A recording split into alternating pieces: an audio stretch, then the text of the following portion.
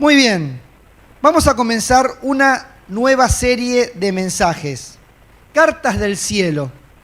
Claro, las cartas ahora son algo en desuso, ¿no? Las cartas, saben, los más jóvenes, se ponían en un sobre. Y adelante de la carta escribías el destinatario, a quién iba. Y detrás de la carta, en el dorso, se ponía el remitente, el nombre del que enviaba y la dirección donde se encontraba el remitente, ¿no? Se recibían muchas cartas, ¿ven? Como estas.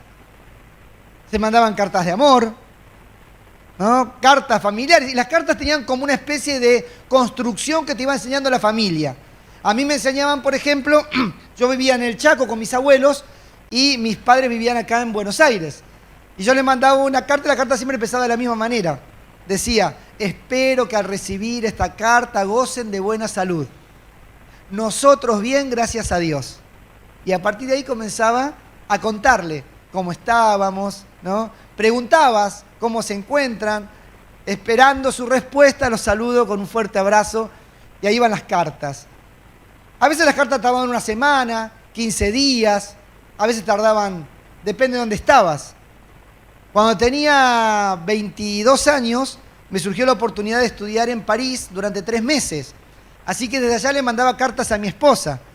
Y tenía que comprar sobrecitos súper livianos y hojitas de arroz se llamaban. ¿Por qué? Porque te pesaban la carta. Y pesaban y depende del peso no tenía que pesar tanto si no te cobraban un extra. Y no estaba el bolsillo para pagar extras. Entonces, el papel de arroz que era para escribir de un solo lado, yo no me acuerdo, lo escribía de uno o de los dos. No me acuerdo, ¿no? De los dos lados me parece. Era para ahorrar, ¿viste? Aparte le quería mandar algún pétalo de rosa de París, ¿viste? Algo. Me acuerdo que la última carta que le mandé llegué yo primero que la carta cuando volví.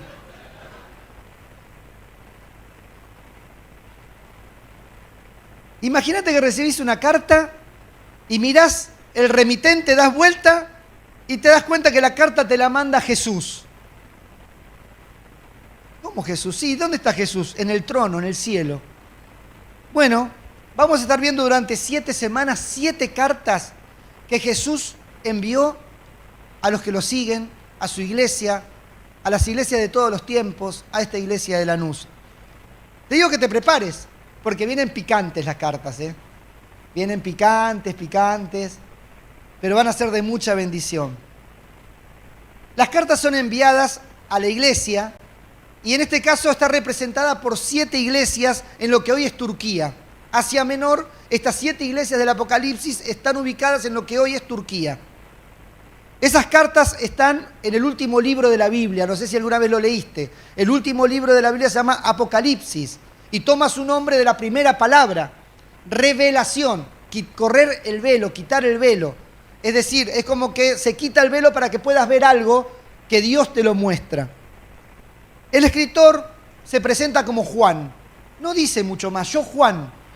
La tradición se lo atribuye a Juan, el discípulo de Jesús, Juan el apóstol, el que recostó su cabecita sobre Jesús y le dijo, maestro, ¿quién es el que te va a traicionar? Evidentemente era alguien de mucha autoridad, porque no dice más que Juan. No dice Juan el apóstol, Juan el profeta, yo Juan. Evidentemente lo conocían muy bien. Y Juan se refiere a él mismo como vuestro hermano y compañero en la tribulación, en la prueba, en la dificultad. Compañero en el reino y compañero en la perseverancia en Jesús. Me encontraba en la isla llamada Patmos, a causa de la palabra de Dios y del testimonio de Jesús. Este lugar, Patmos, era una isla que está enfrente a Turquía. Era un lugar de destierro, de exilio. El historiador romano Tácito habla de que esta era una de las islas donde el Imperio Romano mandaba a algunos que eran complicados políticamente. Alguien que se oponía a ciertas cosas del imperio. Y seguramente Juan, como líder de la iglesia en Asia, como un apóstol de esas iglesias, y un apóstol reconocido por las iglesias de ese tiempo, evidentemente se había opuesto al culto del emperador. donde la gente tenía que arrodillarse y declarar al emperador divino. Frente a esto, se levanta la declaración de que solo Cristo es rey. Y esto le costó el exilio, el destierro. A otros les costaba la muerte. Tal vez era alguien demasiado prestigioso y por eso prefirieron aislarlo en Patmos. Allí, en ese lugar en Patmos, Jesucristo irrumpe el silencio en el cual se encuentra Juan. Y con una voz majestuosa como de trompeta, porque cuanto menos lo esperamos, el Señor puede hablar. Acordate siempre de esto. Cuando menos lo esperás, el Señor puede hablarte. La trompeta siempre ha sido un instrumento de un heraldo que proclama la llegada del soberano y que prepara los anuncios que el soberano tiene para el pueblo. Y entonces Patmos, este lugar que es una prisión, que es un lugar de destierro, de soledad, se transforma por la presencia de Jesús en un templo, en un monte de la transfiguración, en un lugar sagrado donde la manifestación de Dios se presente. Quiero decirte algo en esta mañana, escucha bien. A veces, en los lugares más solitarios, en los momentos más oscuros de la vida, Dios se manifiesta de una manera como nunca antes lo pensaste. En las circunstancias más difíciles, a veces en medio de tu propia oscuridad, Dios se manifiesta con una luminosidad. Tal vez este hombre, Juan, estaba en Patmos y había sido enviado por su fidelidad a Jesucristo.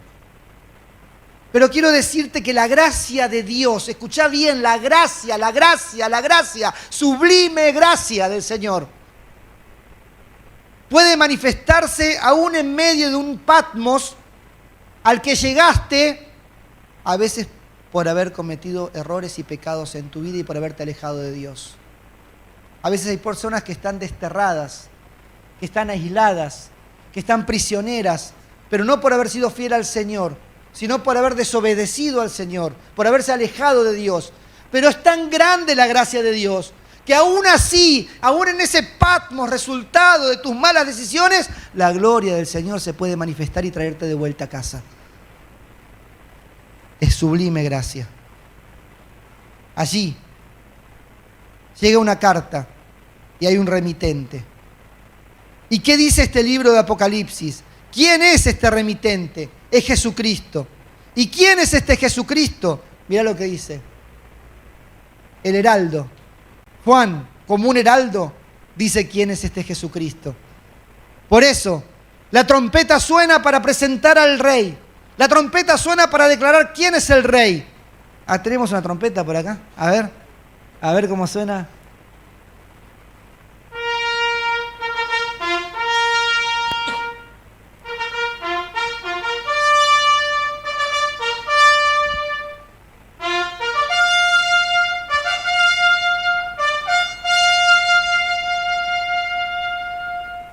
Atenta, iglesia, la carta está escrita por Jesucristo, el testigo fiel, el primogénito de los muertos, el soberano de los reyes de la tierra, al que nos ama y nos libertó de nuestros pecados. Él, que con su sangre hizo de nosotros un reino de sacerdotes para su Dios y Padre. Y escucha esto, a este Señor, a este Jesús, todos juntos decimos, ¿qué les parece? A Él sea la gloria y el dominio por los siglos de los siglos. Amén. Amén. Claro que sí.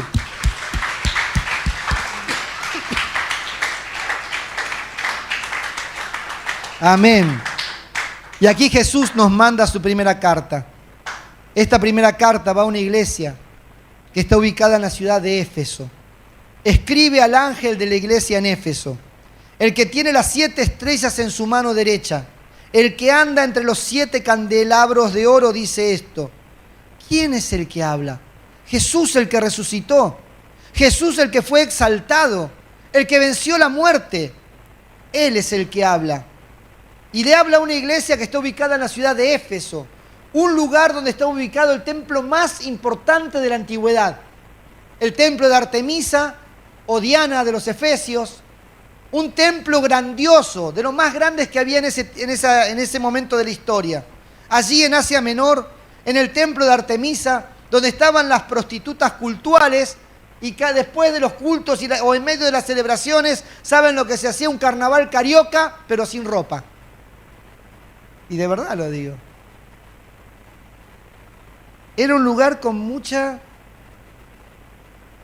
capacidad para dar rienda suelta a todas las pasiones, sin ningún tipo de ética ni de moral. Se la llamaba a Éfeso la feria de las vanidades del mundo antiguo. La feria de las vanidades.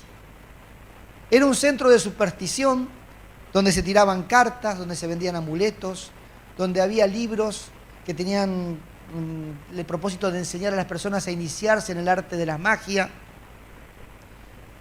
Todo el mundo iba allí para que lo curaran, para que le sacaran la mala suerte en los negocios.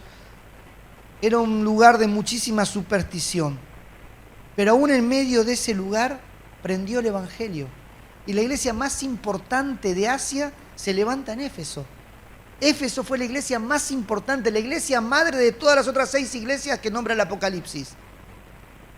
Fue la madre de las iglesias. Es que, ¿sabes una cosa? Quiero que pienses en esto. Que tenés que tener fe. Que no tenés que achicarte. Si estás en un contorno súper mundano, tal vez en tu trabajo, gente que no quiere saber nada con el Evangelio, con el mensaje de Jesús. Tal vez estás en la facultad, en la escuela o en tu propia familia rodeado de un entorno totalmente contrario al Evangelio. Quiero decirte que la palabra tiene poder para dar fruto en los lugares más resistentes y más oscuros. No dejes de sembrar la palabra. No dejes de orar por los que te rodean. Porque si había un lugar donde no podía crecer el Evangelio era en Éfeso. Pero allí creció la iglesia más grande de todo ese tiempo. ¿Y qué dice? Allí hay uno que tiene 7 estrellas en su mano derecha. El que anda entre los 7 candelabros de oro. La misma palabra, el mismo libro de Apocalipsis aclara y explica.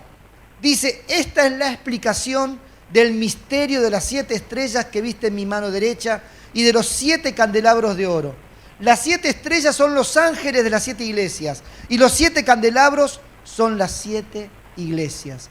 Lo que está diciendo el Señor allí es que Él sostiene con su mano de poder a sus hijos, que Él sostiene a las iglesias, que Él sostiene a los líderes. La palabra ángel en realidad significa mensajero y muy probablemente se aplica a los líderes de esa iglesia. El Señor dice, yo estoy en medio de las iglesias. Yo estoy no solo en medio de la iglesia, sino que sostengo sus vidas con mi mano. Yo los sustento a ustedes, yo los sostengo en sus debilidades, yo los sostengo en sus dudas, yo los sostengo cuando no tienen más fuerzas, yo los sostengo. ¿Con qué? Con mi mano de poder. Ese es el símbolo de la mano derecha. Este Cristo anda en medio de su iglesia. Es un Cristo presente y no ausente. Y está presente, ¿sabes por qué? Porque resucitó. Es un Jesús presente en medio de tus pruebas. Es un Jesús presente en medio de tus luchas. Es un Jesús presente en medio de tus tristezas. Es un Jesús presente cuando caen lágrimas. Es un Jesús presente en tus angustias. Es un Jesús que va a estar con vos todos los días de tu vida hasta que Él vuelva. O hasta que vos vayas a Él. Pero además te sostiene con su mano de poder. Y eso es que muchas veces en la vida somos débiles. No somos siempre fuertes. Nuestra fe no está siempre fuerte. Nuestra fe tiene muchos momentos de debilidades. ¿Y sabes por qué no te caes? ¿Y sabes por qué podés seguir creyendo? ¿Y sabes por qué podés seguir viniendo a la iglesia y adorar al Señor? Porque Él sostiene tu fe. Para que no te vuelvas atrás. El Señor te sostiene. Por eso te levantás. En medio del desierto, en medio de la adversidad. El Señor te sostiene. Dice, yo tengo en mi mano derecha. Yo tengo en mi mano derecha a mi iglesia, a mis hijos, a los que redimí, a los que salvé. ¿Quién te sostiene a vos en tus debilidades? ¿Quién te acompaña en tus soledades? Jesús, el que resucitó. ¿Y qué dice este Jesús que resucitó? Yo conozco tus obras, tu fatiga. Algunos traducen tu duro trabajo. O también la palabra bregar, tu fatiga, bregar, que es luchar contra las dificultades para superarlas. Conozco cómo estás luchando contra las dificultades para superarlas. Conozco. Y conozco tu perseverancia. Y que no puedes soportar a los malos. Y has sometido a prueba a los que se dicen ser apóstoles y no lo son. Y los has hallado mentirosos, es decir, falsos. Y tienes perseverancia. Y has sufrido por mi nombre. Y no has desmayado, es decir, no te desanimaste. Seguiste adelante. Quiero decirte algo, escucha, hermano y hermana. Hay una buena noticia en esta mañana. Jesús conoce tus luchas. Jesús conoce tus obras, tu duro trabajo. Jesús conoce cómo lo servís, cómo servís al reino, cómo estás sirviendo a la iglesia, lo que muchas veces tenés que hacer para estar sirviendo, las horas que a veces estás ofrendando al reino, al servicio, a la iglesia. El Señor conoce cómo estás siendo fiel en tus ofrendas, en tus diezmos, a pesar que a veces las situaciones no están de la mejor manera económicamente hablando. Pero Él conoce tu esfuerzo. Él conoce todo lo que haces. Y conoce tu cansancio, que a veces estás cansada, que a veces estás cansado. Pero así todos seguís sirviéndole. Seguís predicando la palabra, seguís trabajando con los niños, seguís trabajando con los adolescentes, seguís trabajando con los jóvenes, seguís trabajando con los adultos mayores, seguís trabajando con la escuela bíblica, seguís evangelizando, seguís haciendo misión, seguís trabajando en la adoración, seguís ministrando, pastoreando, liderando un grupo pequeño y así cada uno de los ministerios de la iglesia, seguís trabajando, a pesar que a veces estás cansado o cansada. Jesús dice, yo conozco tu esfuerzo, conozco tus luchas, conozco cómo estás luchando contra las dificultades para superarlas. Ve tu esfuerzo, ve que no estás en la cómoda, ves que verdaderamente estás poniendo todo de vos para superar las circunstancias difíciles. Y ve tu perseverancia.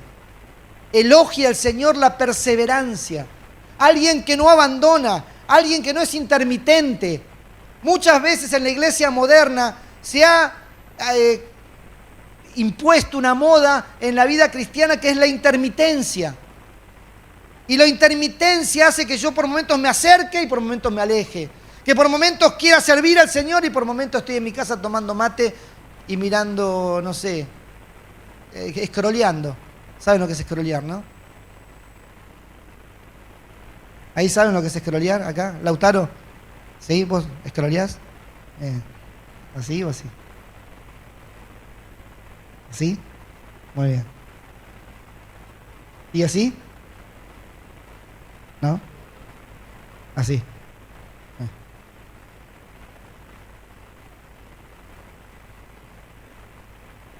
Él ve tu perseverancia, que no sos de los que van y vienen, de los que se comprometen y cumplen, de los que se comprometen y cumplen.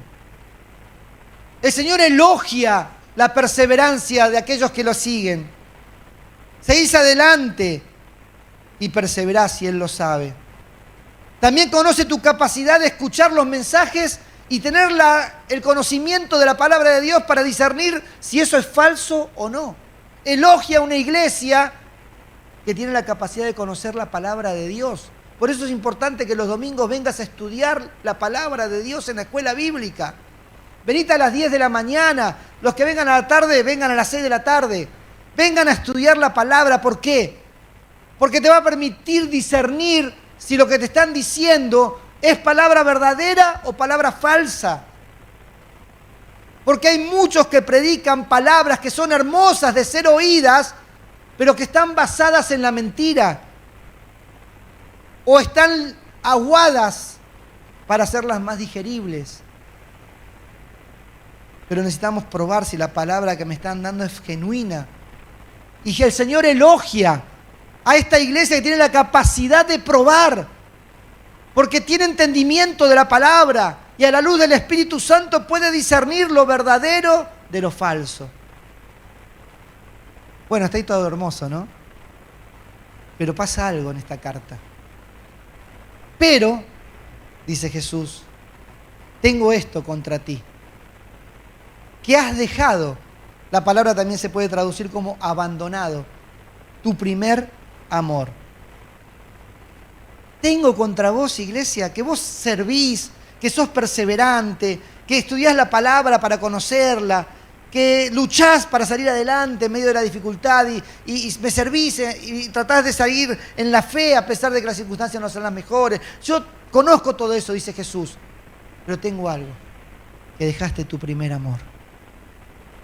¿Quiénes han estado alguna vez enamorados en la vida? A ver, levanten la mano, los que alguna vez estuvieron enamorados. Levanten la mano, a ver. ¿Alguna vez han estado enamorados, verdad? Uy, algunos papás si ven a sus hijas levantando la mano, mejor no den vuelta la cabeza.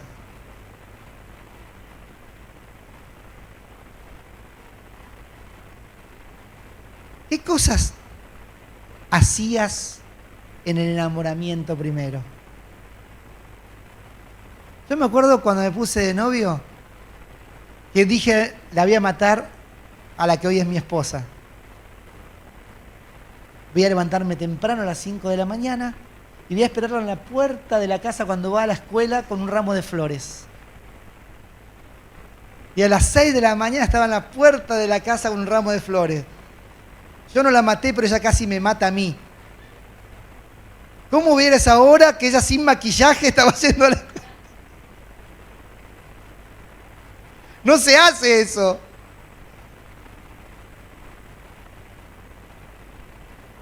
Me acuerdo que siempre le firmaba las cartas, le decía, para mi reina, tu vasallo.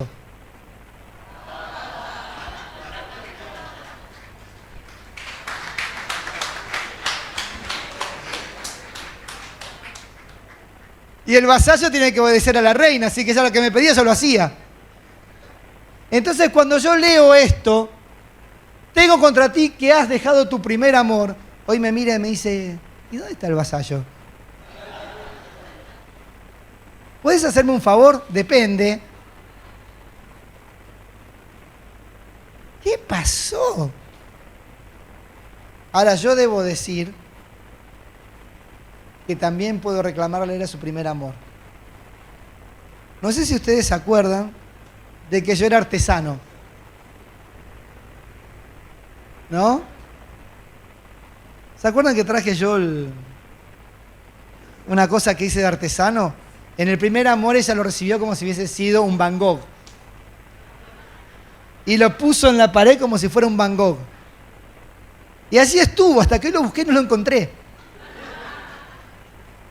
Está escondido en un cajón. Lo tuve que buscar en un cajón escondido abajo de todo.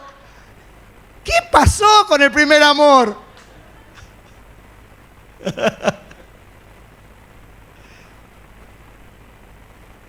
Jesús llama a sus discípulos, llama a su iglesia, a una iglesia que supo estar llena de amor. La iglesia de Éfeso era una iglesia llena de amor, de ese primer amor cuando conociste a Jesús, que te enamorás de Jesús, porque sentís que nadie te ama en la vida como Él, y vos querés devolverle ese amor, porque nadie te abrazó como Él, porque nadie te perdonó como Él, porque nadie secó tus lágrimas como Él, porque nadie te llenó de vida, de luz, de esperanza como Él. Como decía Dani, ¿no? Esa mujer que fue y lloraba y le jugaba a los pies a Jesús y le secaba con su pelo, porque había sentido que su vida había sido perdonado, todos sus pecados. Éfeso era una iglesia que venía de un contexto totalmente pecaminoso, lleno de oscuridad, de mentira. Entonces imagínate esa iglesia cómo era cuando conocía a Cristo, agradecida por el cambio de vida que el Señor había hecho. Y el apóstol Pablo reconoce, cuando escribe a la iglesia de Éfeso varios años antes, unas décadas antes que esto que estamos leyendo hoy, el apóstol Pablo dice, me enteré de la fe que tienen en el Señor Jesús y del amor que demuestran por todos los creyentes. Una iglesia llena de amor. Pero ese amor se había enfriado, se había endurecido. Y sin el amor, el arduo trabajo no era más que un activismo sin sentido. Sin amor, lo único que pasaba era gente haciendo cosas, pero sin alegría de hacerlas. Porque es el amor lo que te llena de alegría. Sin amor, la sana doctrina que tenían, les faltaba el corazón. Porque sin amor, la sana doctrina se vuelve un libro para culpar a todos y condenar a todos. Es con amor que podemos perdonar. Ni siquiera el amor al otro, el amor a Dios. Es por amor a Dios que yo perdono al otro. Es por amor a Dios que nos perdonamos el uno al otro. Es por amor a Dios. ¿Dónde está tu primer amor? ¿Dónde está tu primer amor?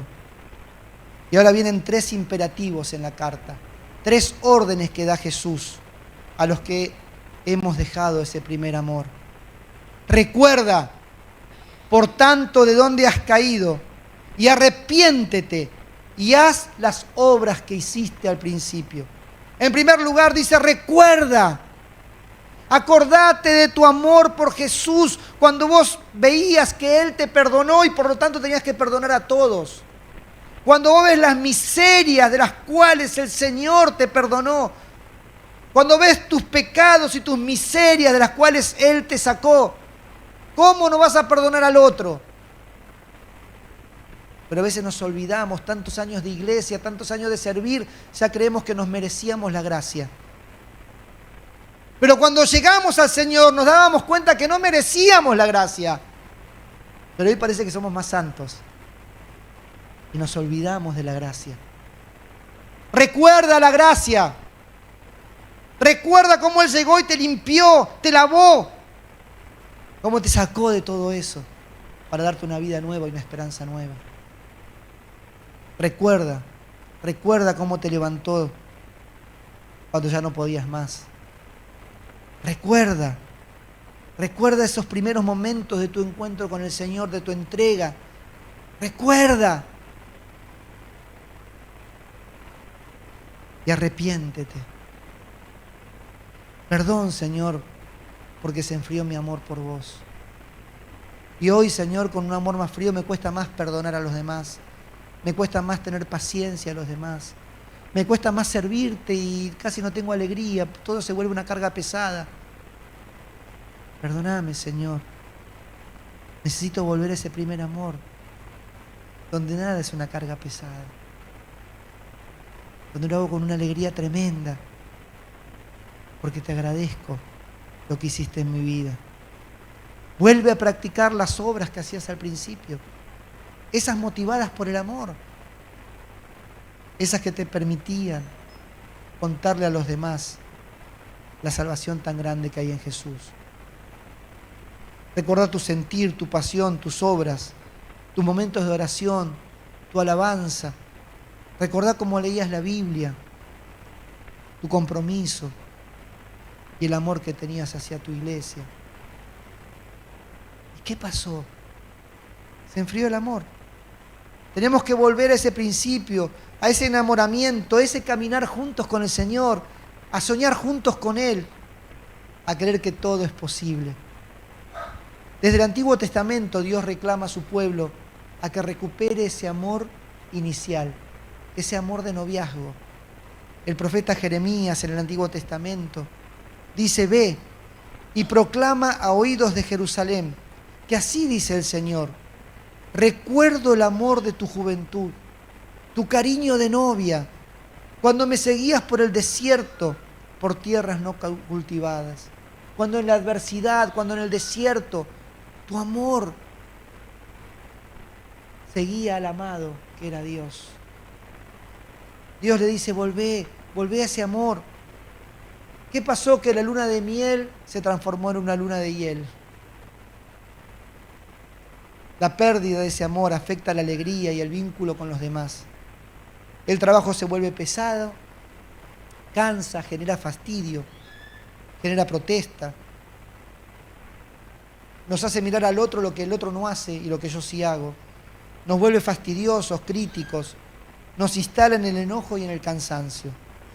El amor se apaga y con eso se apaga el brillo del cristiano. Tenés que recuperar el amor para volver a brillar. Que la luz de Jesús brille en vos. Que seas un ser que brille. No sé si viste la luna llena hace una semana atrás. Era tremenda, tremenda. Brillaba con el brillo del sol. Y así somos los cristianos. Brillamos con el brillo de Jesús. Jesús dice la advertencia: si no, vendré a ti y quitaré tu candelero de su lugar, si no te arrepientes. El candelabro de oro era uno de los accesorios más hermosos que había en el tabernáculo primero y en el templo después. Era conocida como la menorá y significaba la luz que iluminaba, la presencia de Dios que iluminaba. Esa presencia, esa luz, el Señor dice: arrepentite y volver al primer amor, si no la luz se va a apagar. Vas a dejar de iluminar. Tenés que seguir, tenés que avanzar en el camino de recuperar el amor, ese amor perdido. Éfeso, como iglesia que iluminaba a los demás. Éfeso, una iglesia que tuvo, escuchame bien, como pastores, escuchá bien los pastores que tuvo Éfeso: el apóstol Pablo, Timoteo y Juan el apóstol.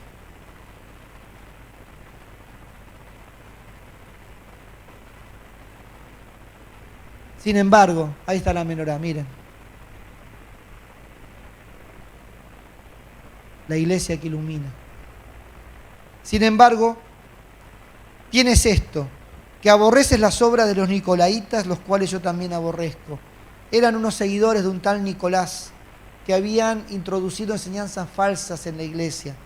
Y vuelve a elogiar de que la iglesia no les da lugar a esas enseñanzas distorsionadas del Evangelio. No le dan lugar a estos pseudo profetas, apóstoles o mensajeros que tienen el propósito de traer doctrinas raras a la iglesia. Elogia al Señor otra vez a la iglesia en su actitud de cuidarse en seguir la palabra. Y termina la carta: el que tiene oído, oiga lo que el Espíritu dice a las iglesias. Al vencedor le daré a comer del árbol de la vida que está en el paraíso de Dios. Jesús vuelve a usar la frase que usaba mientras estaba en sus 3 años de ministerio: el que tiene oídos, oiga. Querida iglesia, el que tiene oídos, oiga.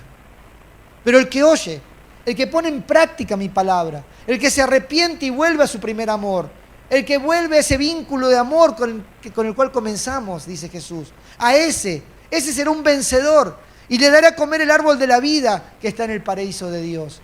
El Señor dice: vas a llegar conmigo al paraíso y allí estarás conmigo, y el árbol de la vida que está prohibido para vos será accesible, y habrá salud y no habrá más llanto ni dolor. Se terminará el dolor en tus cuerpos, se terminará el dolor que produce las enfermedades en tu cuerpo. Estarás con el Señor y habrá un árbol de vida que será de sanidad para vos y para vida eterna. Escucha bien, para terminar. Quiero decir algo muy importante.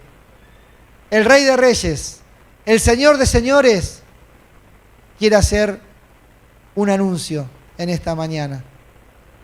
¿Podemos escuchar la trompeta para el anuncio? Escucha bien, porque se viene un anuncio.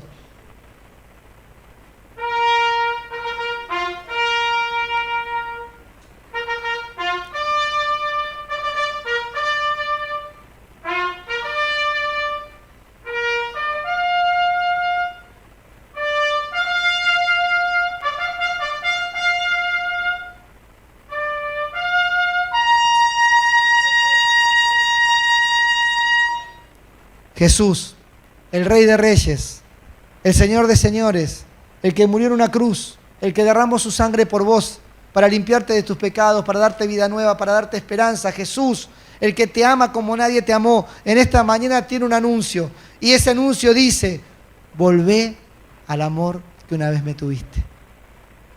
Volvé al amor que una vez me tuviste.